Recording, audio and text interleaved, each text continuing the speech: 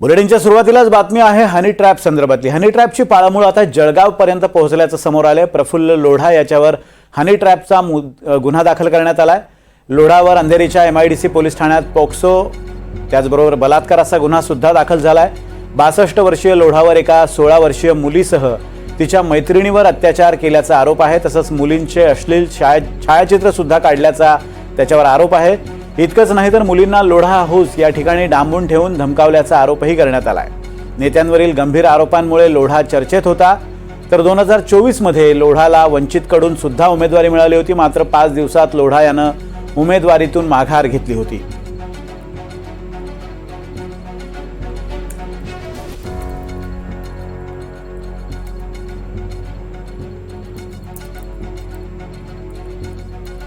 नुसतं कायद्याची पदवी असणं मुख्यमंत्र्याकडे म्हणजे सुसंस्कृतपणा नाही। बरं, नाव फडणवीस असलं तरी पण अंतरंगात जो एक मनामध्ये संस्कार असावा लागतो तो दिसत नाही।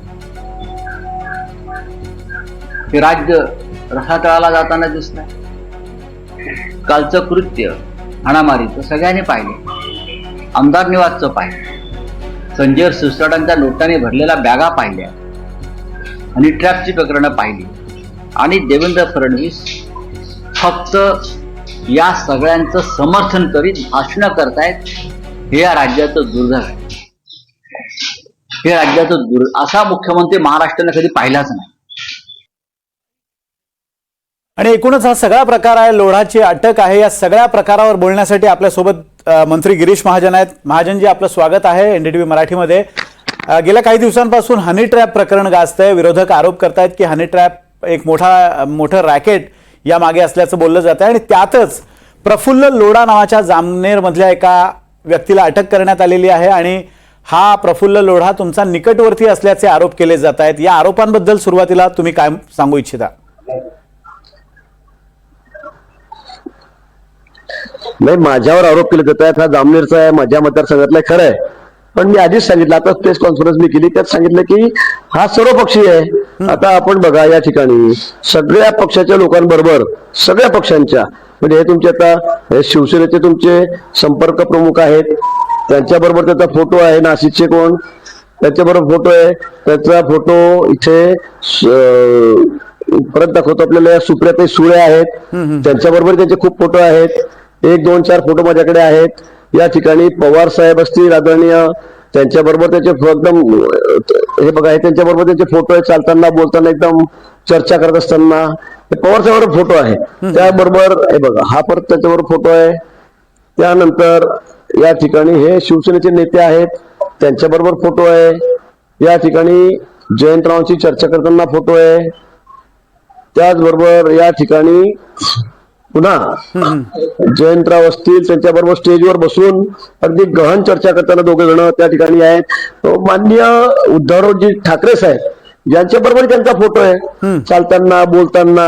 आणि म्हणून सगळ्या पक्षांची, मागच्या वेळेला तर त्यांनी 1 वर्षापूर्वी लोकसभेचं तिकीट घेतलं ते वंचित कडून, याचं आंबेडकर साहेबांचं घेतलेलं होतं, वंचित कडून तिकीट घेतलेलं होतं। आणि म्हणून एकही पक्ष त्याने सोडलेला नाही, तो सगळ्या पक्षांचाच कार्यकर्ता आहे।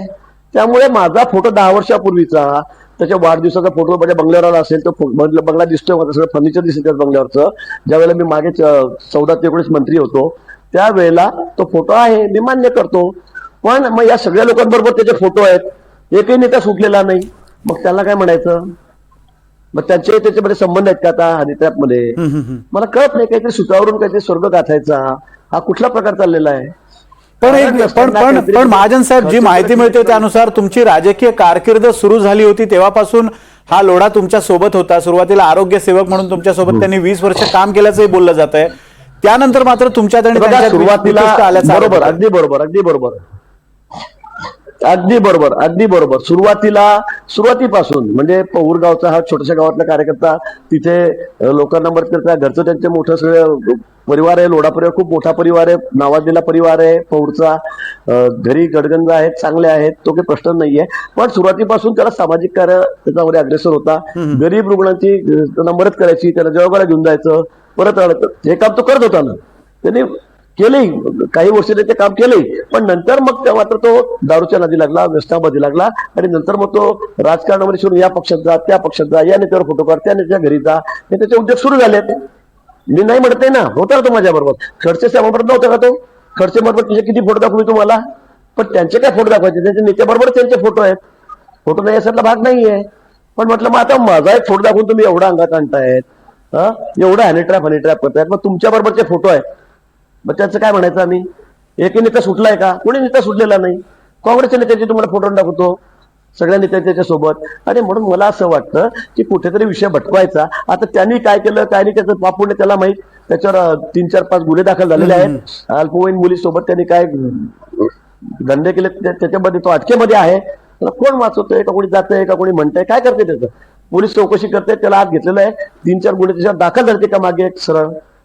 तुम्ही खडसेंचा आता उल्लेख केलेला आहे, खडसेंनी सुद्धा या प्रकरणात काही आरोप केलेले आहेत. त्या आरोपांबद्दल मी तुमच्याकडे विचारणा करणारच आहे. मात्र एक मला जाणून हे घ्यायचंय, 20 वर्ष जर तुमच्यासोबत तो होता आणि असं बोललं जातं की पुढच्या काळात तुम्ही जेव्हा मंत्री झालात तेव्हा त्यांनी काही अशा मागण्या तुमच्याकडे केल्यात त्यामुळे तुम्ही त्याला दूर सारलं, या आरोपात काही तथ्य आहे का?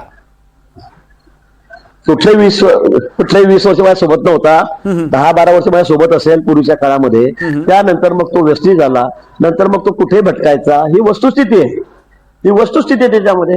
आणि म्हणून मग तो सगळे पक्ष बदलतोय. कोण मला तिकीट देतं, मी कुठं नाही सांगितलं ना, वंचितचं तिकीट घेतलं का विचारतो मी आंबेडकर साहेबांना, ते तिकीट त्याने घेतलेलं होतं. आणि म्हणून तो मग भरकटला आणि मग इकडे तिकडे सगळं व्यवस्थाधीन झाला. हा विषय आता खडसे साहेबांवर काय बोलावं? खडसे साहेबांना त्यांनी एवढ्या शिव्या घातलेल्या 4-5 वेळा प्रेस घेऊन की तुम्ही ऐकणार सुद्धा नाही, तुम्ही दाखवू सुद्धा शकणार नाही. आणि खडसे साहेबांनी त्याला तेच म्हटलंय की हा बेवडा आहे, हा नालायक आहे, मीडियाला लाज वाटली पाहिजे, कसं काय त्याचं दाखवतात तुम्ही, तुमचं सगळं कौतुक केलं पाहिजे, तुम्हाला अवॉर्ड दिलं पाहिजे, तुम्हाला पद्मश्री दिली पाहिजे, हे खडसेंनी म्हटलेलं आहे. बरं त्यावेळेला तो बेवडा होता, गरदुल्ला होता, हे खडसे साहेब म्हणतायत. आणि आता खडसे साहेबांना एवढं खरं वाटतंय की वा वा वा तो बरोबर म्हणत होता मागे. मग खडसे साहेबांच्या वैयक्तिक मुलाच्या बाबतीमध्ये सुद्धा त्यांनी काय स्टेटमेंट केलेलं आहे हे जरा तुम्हाला दाखवू का? तुम्ही वाजून दाखवता का लोकांना? म्हणजे त्यांचा खून का आत्महत्या हे यांनीच काढलं शोधून.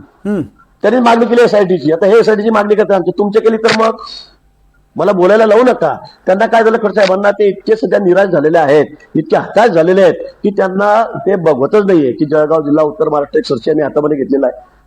इतक्या जोरात आमचं त्या ठिकाणी भारतीय जनता पक्षाचं काम चाललेलं आहे आणि त्यामुळे ते अस्वस्थ झालेले आहेत. पक्षात यासाठी इतके पाय घड्या घालतात, म्हणजे इतके ते पाय धरतायत वरती वरिष्ठांच्या जाऊन, पण त्यांना कुठे कुठे प्रवेश देत नाहीये. त्यामुळे त्यांची मानसिक स्थिती खराब झालेली आहे. आणि म्हणून वाटेल तसं काही दिसलं नाही झालं की त्यांना फक्त गिरीश महाजनच्याकडे दिसतो. अच्छा, आपण खडसेंचा विषय थोडासा बाजूला ठेवू. आता जो फोटो आमच्या डिस्प्लेवर दिसतोय, कदाचित तुम्हाला जर दिसत असेल तर तुम्ही तो पहा, नसेल दिसत तर मी तुम्हाला वर्णन करून सांगतो. तुम्ही एक स्काय ब्ल्यू कलरचा शर्ट घातला आणि तुम्हाला पेढा भरवताना किंवा मिठाई भरवताना हा लोढा दिसतोय. हा केव्हाचा फोटो आहे? तुम्ही कशा सांगतायत? हा फोटो नेमका केव्हाचा आहे? अलीकडच्या काळातला हा फोटो असल्याचं दिसतोय. हा माझा शिवनेरी बंगल्यावरचा फोटो आहे 10 वर्षापूर्वीचा, ज्यावेळेला मी 14-15 मंत्री झालो होतो त्यावेळेचा फोटो आहे. मान्य करतो ना मी, हा शिवनेरी बंगल्यावरचं फर्निचर मध्ये ते सगळं तिथलं मला दिसतंय. मागे लावलेली फ्रेम तिथलीच आहे, तुम्हाला आता मी माझ्या बंगल्यावर लावली त्यावेळेची दिसेल, आता नाहीये. म्हणजे आहे ना, मी कुठे नाही म्हणतो. पण मग महाजन साहेब मला एक सांगा, तुम्ही असं आता एका प्रश्नाच्या उत्तरात असं म्हटलात की 10 ते 12 वर्ष माझ्यासोबत हा होताय, तुम्ही मान्य करताय. पण याच्यावर जे गंभीर आरोप आहेत, म्हणजे काही अल्पवयीन मुलांचं लैंगिक शोषण केल्याचे सुद्धा त्याच्यावर आरोप आहे, पोक्सो अंतर्गत त्याच्यावर आरोप आहेत, त्याचबरोबर बलात्काराचे गुन्हे आहेत. इतक्या गंभीर बाबीची जर तुम्हाला कल्पना होती तर या पूर्वीच्या काळात त्याच्यावर कारवाई का झाली नाही? मला कळत नाही. तुम्ही कसं प्रश्न विचारू शकतात मला? नाही 10 वर्षापूर्वीचा विषय आहे आणि तुम्ही आता तो सापडला, आता काहीतरी या वर्षभरामध्ये त्याने काहीतरी कुकृत्य केलं, तर मला त्यावेळेला स्वप्न पडेल का की 12 वर्षाने असं करणार आहे म्हणून? मला कळत नाही. आपण असं कसं काय प्रश्न विचारू शकतात? तुम्हाला कळलं नाही का म्हणून त्यावेळेला? म्हणजे असं कसं काय होईल? माझा प्रश्न फक्त माझा साधा प्रश्न आहे. 12-13 वर्ष नाही आम्हाला माहित होतं का? नाही 12-13 वर्ष तुम्ही म्हणताय तुमच्या सोबत हा कार्यकर्ता होता, पण त्यावेळेला हा नीट होता की त्यावेळेला असे काही प्रकरण त्याच्या समोर येत होती? आरोग्याचं काम करायचा. मी आपल्याला तेच सांगतो, सुरुवातीच्या काळामध्ये तो चांगला होता, काम करता, आरोग्याचं काम करता. आमची आरोग्याची मोठी 20-25 जणांची टीम आहे, त्यात तोही एक होता, करायचं तो काम त्या ठिकाणी. पण नंतर जर तो बिघडला तर त्याला काय आम्ही जबाबदार होत का? 10 वर्षांचा दारू प्यायला लागला तर आम्हाला सब कळणार होतं त्यावेळेला की दारू पिणार आहे, हा असे धंदे करणार आहेत, हा अल्पवयीन मुलीबरोबर काय फालतूपणा करणार आहेत, त्यामुळे त्यावेळेला कळणार होतं. अगदी ते तुम्हाला कल्पना नसणार. पण मला एक सांगा, तुमची शेवटची भेट याच्यासोबत कधी झाली होती? शेवटचं बोलणं कधी झालं होतं आणि काय स्वरूपाचं हे बोलणं होतं? नाही मला आठवतही नाही तर आमच्याकडे रोज हजारो लोक आलेले असतात, शेकडो लोक आलेले असतात. तुम्ही बघतात आमची परिस्थिती काय असते म्हणून. मला तर अशक्य भेटलेला आठवत नाही.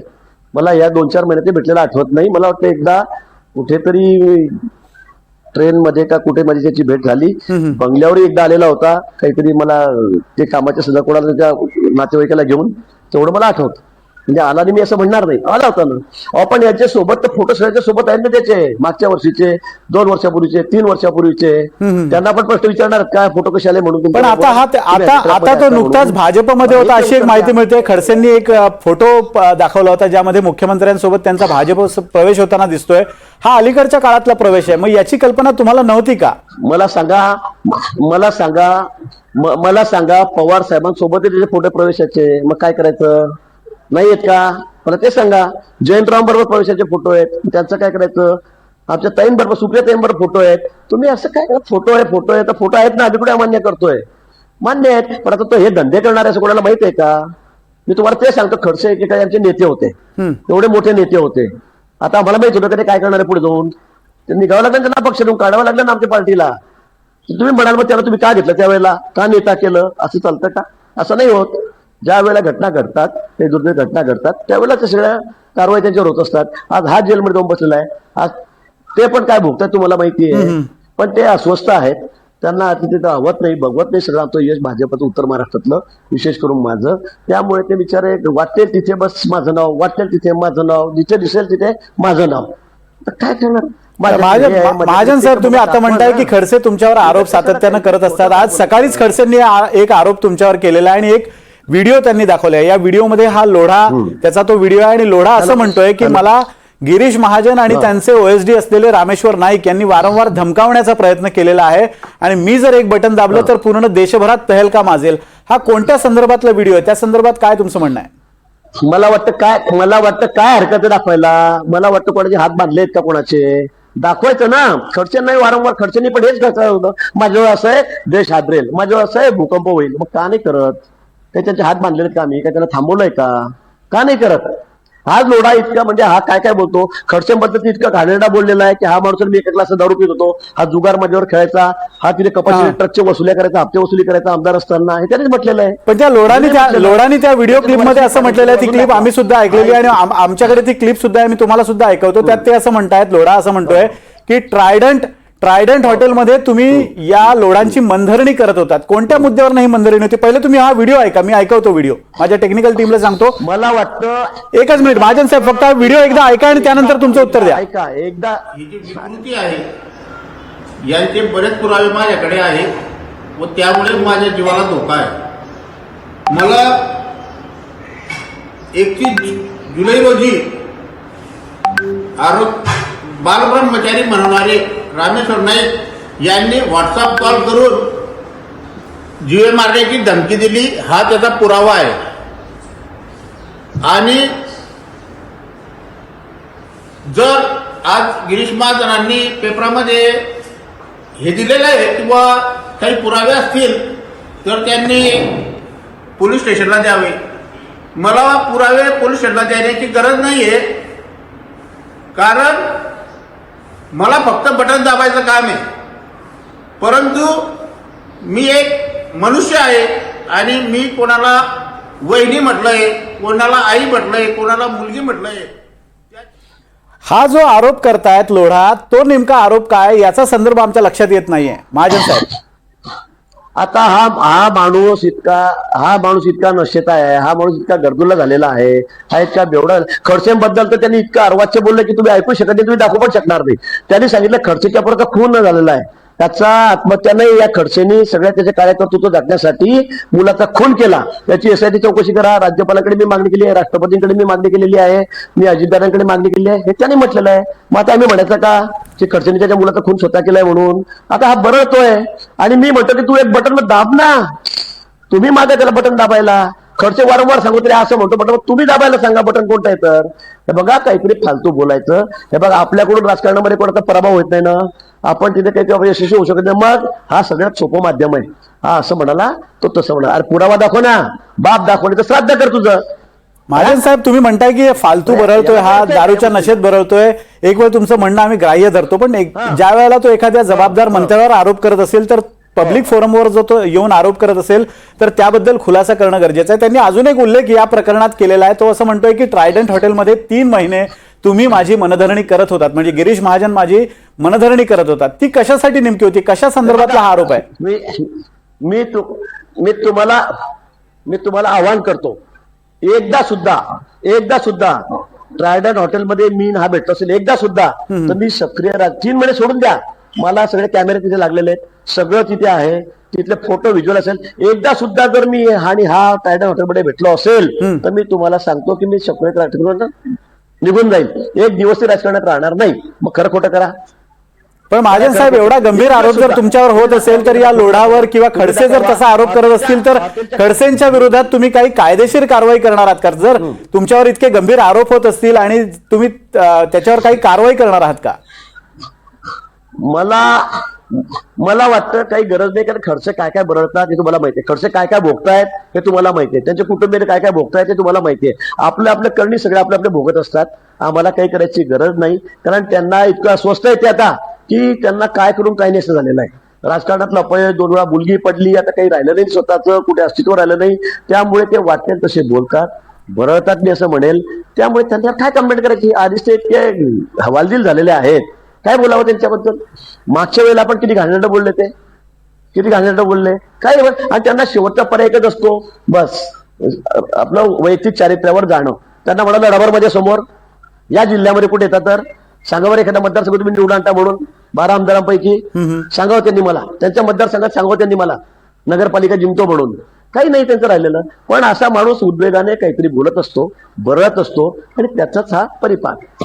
पण महाजन साहेब, आम्ही तुम्हाला कायम बघितलेला आहे, तुमचा संकटमोचक असा उल्लेख केला जातो. पक्ष तुमच्यावर अगदी ज्यावेळेला कठीण परिस्थिती असते त्यावेळेला जबाबदारी देतो आणि शांत चित्ताचे नेते म्हणून तुम्ही ओळखले जाता. आम्ही तुम्हाला कधी असं उद्विग्न होताना पाहिलं नाही. आज नेमके उद्विग्न का होत आहे तुम्ही? नाही, तुम्ही अशा पद्धतीने खडसे आरोप करतील, दावत आरोप करतील, कुठेतरी मग प्रत्येक वेळेला कुठेतरी आमचा संदर्भ हेच कुठल्या तरी स्कॅन्डल असेल, कुठेतरी सीडी असेल. अहो तुम्ही दाखवा ना, मी तुम्हाला तेच म्हणतोय. किती वेळ तुम्ही बदनामी करा, वारंवार दर 4 महिन्यांनी हाच विषय, दर 4 महिन्यांनी हाच विषय. काय खडसेंना काढलं किंवा आपण तेच म्हणतोय पार्टीतून, मी भूकंप करून टाकेल देशभरामध्ये. अजून वेगळ्या पद्धतीने म्हणतो, दिल्लीवाल्यांचं माझ्याकडे हे आहे, त्यांचं माझ्याकडे हे आहे. काय भूकंप करताय तुम्ही? तुम्हाला हाकललं पार्टीने, काय भूकंप केला तुम्ही ऐकलं असेल त्यांचं भाषण. मला जर पक्षातून काढलं, मला काही केलं तर मी भूकंप करून टाकेल, सगळा पक्ष हलवून टाकेल. त्यांचं असं वाक्य होतं की तुम्ही ईडी लावली तर आम्ही तुमच्या मागे सीडी लावू, असं त्यांनी त्यावेळेला पक्ष प्रवेशाच्या वेळेला म्हटलं होतं. माझा अजून एक प्रश्न आहे, त्यानंतर माझे सहकारी आहेत राहुल कुलकर्णी, त्यांनाही प्रश्न विचारत. माझा एक प्रश्न असा आहे की काल आमच्या प्रतिनिधींनी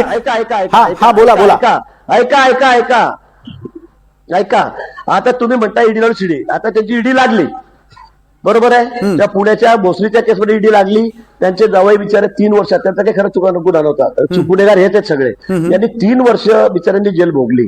मग आता तुम्ही झाली तुमची ईडी लागून, तुम्ही भोगले ना जेल, मग दाखवा ना सीडीवर म्हणा कोणती सीडी आणली यांनी. मग मागून असे चाच पडतात, अरे आता इथे होती ना, कुठे गेली, कुठेतरी चोरली, कुठेतरी गेली. अरे काय बोलताय तुम्ही, काय बाष्प चर्चा करताय, बोलताय तुम्ही. आव्हान केलं होतं आम्हाला. महाजन साहेब, माझा एक प्रश्न आहे, शेवटचा एक प्रश्न आहे, त्यानंतर राहुल कुलकर्णी आमचे प्रतिनिधी तुम्हाला प्रश्न विचारू इच्छितात. माझा एक प्रश्न आहे, काल आमच्या प्रतिनिधींनी खडसेंची प्रतिक्रिया घेतली त्यावेळेला खडसेंनी असा एक उल्लेख केला की काही दिवसांपूर्वी या लोढांनी माझ्याकडे काही फोटोज दिले होते एका सत्तेतल्या बड्या नेत्याचे, आणि ते मी बड्या नेत्याचे फोटो भाजपच्या श्रेष्ठींना दाखवले. भाजपचे श्रेष्ठी सुद्धा क्रोधित झाले होते. नेमका हा काय संदर्भ आहे आम्हाला कळला नाहीये. तुमच्याकडे काही या संदर्भात माहिती आहे का? नाही, खडसेंनी दाखवावी ना. अरे बाबा तुम्ही असं काय करताय? मग तुम्ही सांगा ना आम्हाला दाखवा म्हणून फोटो, तुम्ही मागवा त्यांचे फोटो, असं काय करताय? ते म्हणतात माझ्याकडनं फोटो डिलीट झालेले आहेत, पण त्यांनी जो गंभीर आरोप केलेला आहे भाजपचा एक बडा नेता असं त्यांचं म्हणणं आहे. म्हणजे मला एक समजत नाही, इतका खोटारडा माणूस तुम्ही पाहिलाय का जगामध्ये कुठे? एवढे महत्वाचे फोटो त्यांच्याकडे की ज्याच्यामुळे भूकंप होईल देशामध्ये, आणि हा माणूस म्हणतो माझ्याकडे फोटो हरवले. वाटतं काय ना की बोलताना? तुम्हाला पटतंय का ते? तुम्हाला पटतंय, तुम्ही त्याचं ऐकून घेताय? कसं माझा बघा महाजन साहेब, माझ्या पटण्याचा न पटण्याचा सवाल नाही. त्यांनी काही पब्लिक फोरमवर घेऊन आरोप केलेले आहेत, त्याबद्दल तुमचा खुलासा आम्हाला हवा, एवढीच अपेक्षा आहे त्यातनं. मला एक सांगा, खुलासा नाही, मग त्यांना तुम्ही फोटो मागा ना.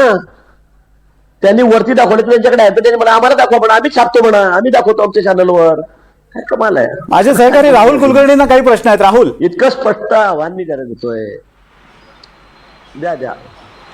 महाजन साहेब, आरोप प्रत्यारोपाचा भाग विनोदने तुम्हाला विचारलाय. तुम्ही त्या बहुतेक प्रश्नाला उत्तरं दिलीत. मला जरा तांत्रिक 2 महत्वाचे प्रश्न विचारायचे आहेत. एक, लोढा याच्या घरी ज्या वेळेला मुंबई पोलिसांनी म्हणजे साकी नाकाच्या वतीनं जे काही झालं आणि ती व्हॉट्सअपवरती तक्रार आली, तर 1 लॅपटॉप आणि 2 पेन ड्राईव्ह सापडलेत. हे बरोबर आहे का आणि त्याचे काही तपशील तुमच्याकडे आहेत का? एक, लोढा आणि नाशिकचं जे कथित हनी ट्रॅपचं प्रकरण आहे हे दोन्ही एकच आहे का? हा, नाही एकतर नाशिकचं काय हनी ट्रॅप निघालंय वरटीवर म्हणतायत, नाना पटोले म्हणतायत माझ्याकडे सीडी ते बघावं ना आपण, त्यांच्याकडे ते मागावं आणि त्यातून बघावं. त्यांनी पण दिलं पाहिजे ना.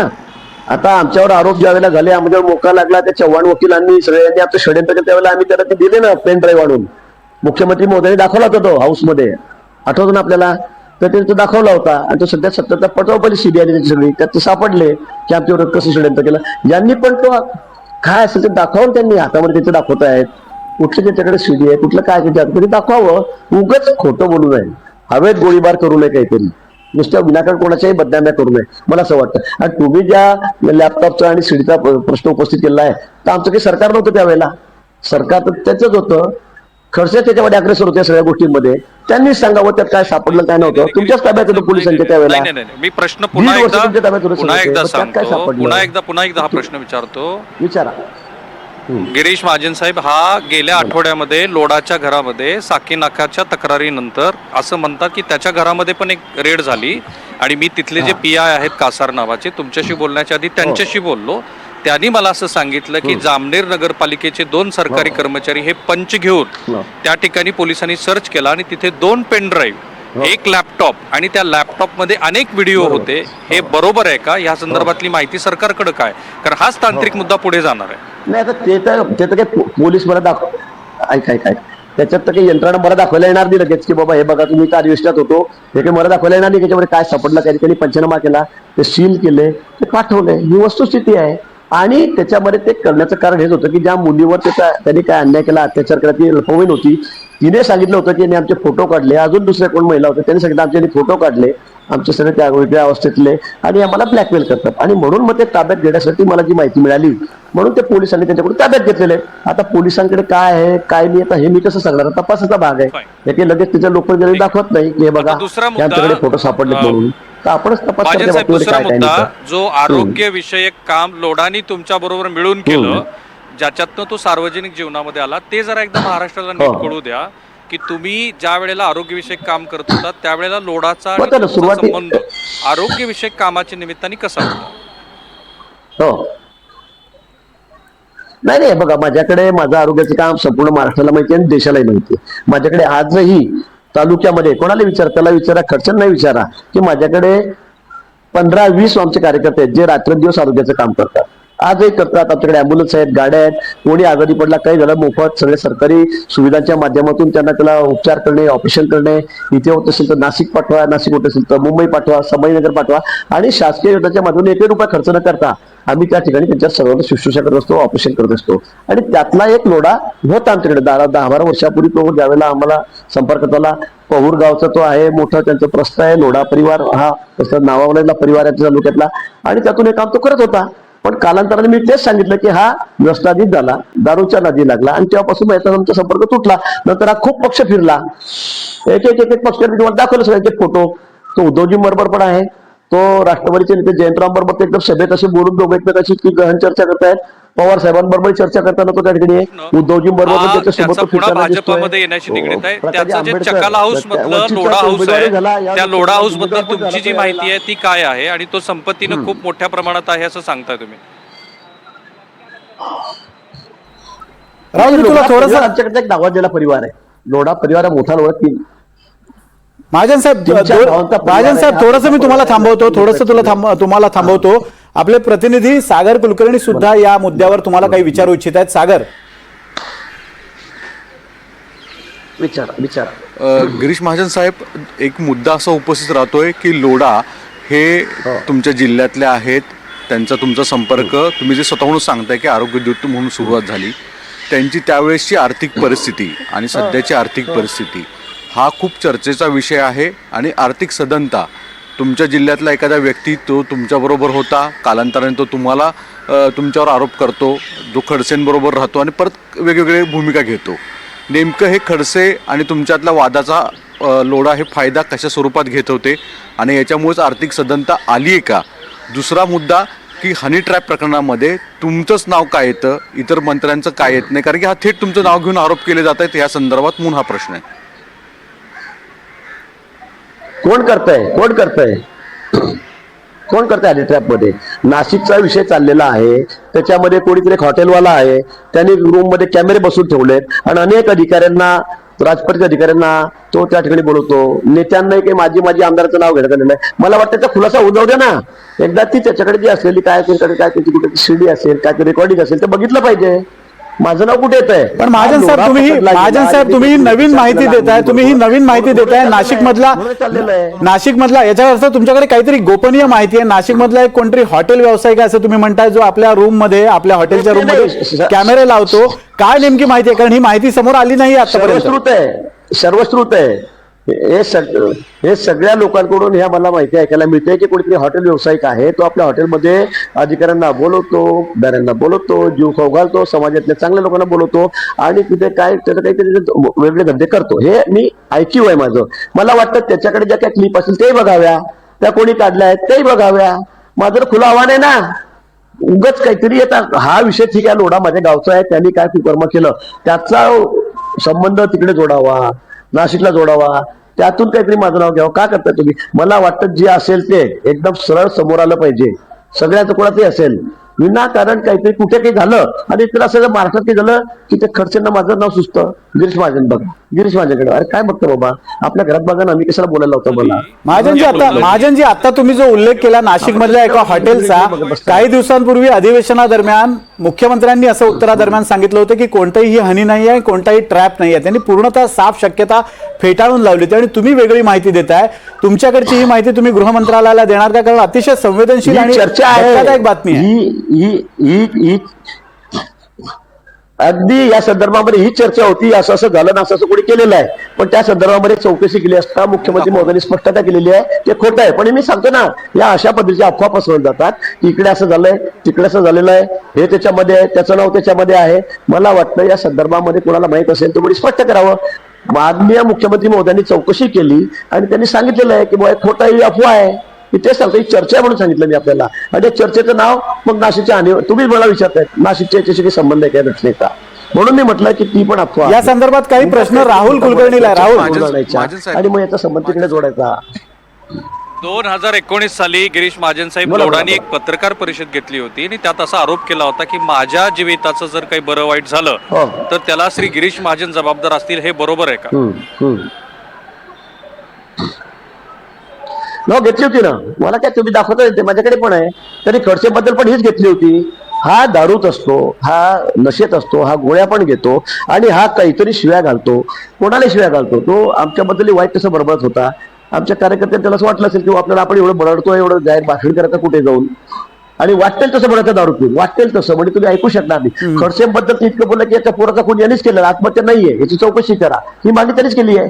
खडसे कसा दारू प्यायचा माझ्याबरोबर, कसा एका सिगरेटमध्ये 2 प्यायचे, कसा जुगार खेळायचा, कपाशीच्या गाड्या आडू नका, रात्री कशी हप्ते वसूल करायचा, खडसे त्याबाबत हाच बोललेला आहे.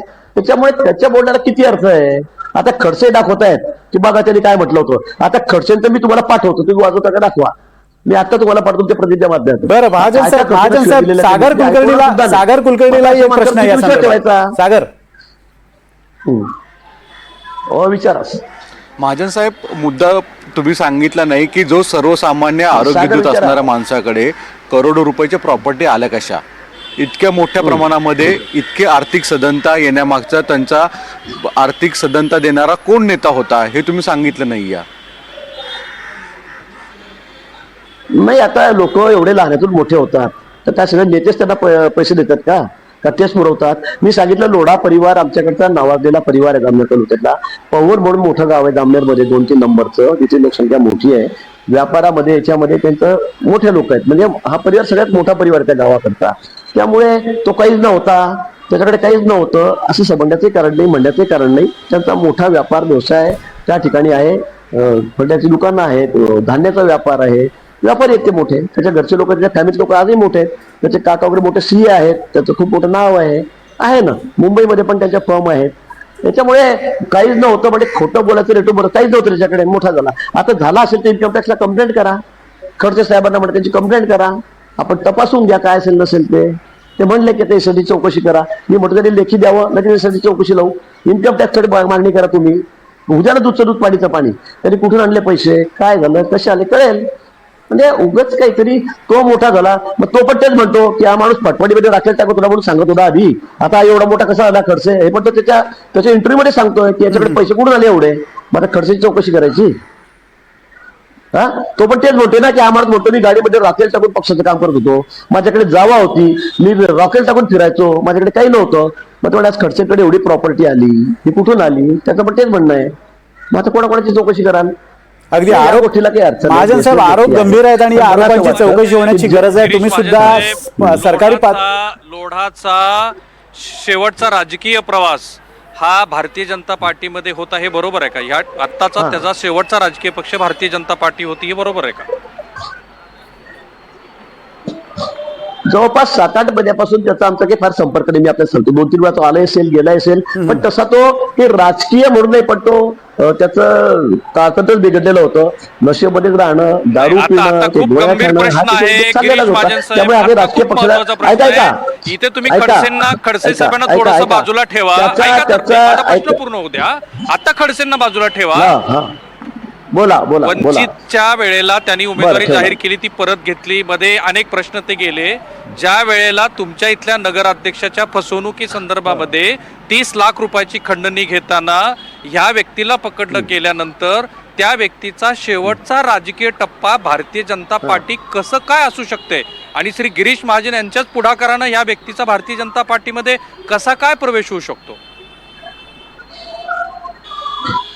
30 लाख रुपयाचं काय एका नगरसेवकाच्या घरगुती प्रकरणात आपण आरोप ऐकले असतील. या लोढावर असा आरोप आहे की त्यांनी खंडणी मागितली होती. एका नगरसेवकाच्या घरगुती प्रकरणाचा निपटारा करण्यासाठी त्यांनी त्या नगरसेवकाकडनं 30 लाखाची खंडणी मागितली होती आणि त्याविरोधात जामनगरमध्ये गुन्हा सुद्धा दाखल आहे. असं असताना इतक्या गंभीर आरोपाच्या प्रकरणातला आरोपी असेल त्याला भाजपमध्ये प्रवेश कसा दिला जाऊ शकतो, असा राहुलचा प्रश्न आहे.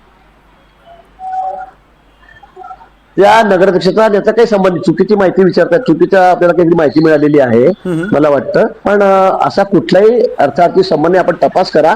तो नगराध्यक्ष कुठला, ललवाणी हा लोढा, याचा त्याचा काही मात्र संबंध नाही. नातेवाईक आहेत, पण या त्या प्रकरणाचा संबंध आहे. कारण मी जामनेरमध्ये राहतो, मी 35 वर्ष झाले आमदार आहे, मला सगळं एक माणूस मी ओळखतो इथला. पण तुम्ही जे सांगताय ते काहीतरी अगदी विसंगत सांगतायत. तुम्ही आपण माहिती घ्या, व्यवस्थित चौकशी करा आणि मग सांगा मला परत. कारण हा काही 30 लाख खंडणी हा काही विषय नाही कोणाचा इथे. काही अगदी सामान्य गोष्टीचा अर्थ आहे कुठे. महाजन साहेब, तुम्ही वेळ आम्हाला दिलात आणि सविस्तरपणे आपली भूमिका मांडलीत, त्याबद्दल आपले धन्यवाद. त्याचबरोबर राहुल कुलकर्णी आणि सागर कुलकर्णी आपले प्रतिनिधी आपल्यासोबत होते, त्यांचेही धन्यवाद. आपण पाहतोय की गिरीश महाजन यांच्यावर काही गंभीर आरोप लोढा आणि खडसेंच्या वतीनं करण्यात आलेले आहेत आणि त्यात त्यांनी खुलासा केलेला आहे. या सगळ्या प्रकरणाचा दूध का दूध, पाणी का पाणी होऊन जाऊ दे, अशा स्वरूपाची भूमिका महाजन मांडतायत आणि या प्रकरणात ते प्रशासकीय स्तरावरनं योग्य ती पावलं उचलतील अशी अपेक्षा बाळगूया. त्याचबरोबर माध्यम म्हणून आम्ही आमची जबाबदारी पार पाडत या प्रकरणात आणखी काय तथ्य आहे ते समोर आणण्याचा प्रयत्न करू.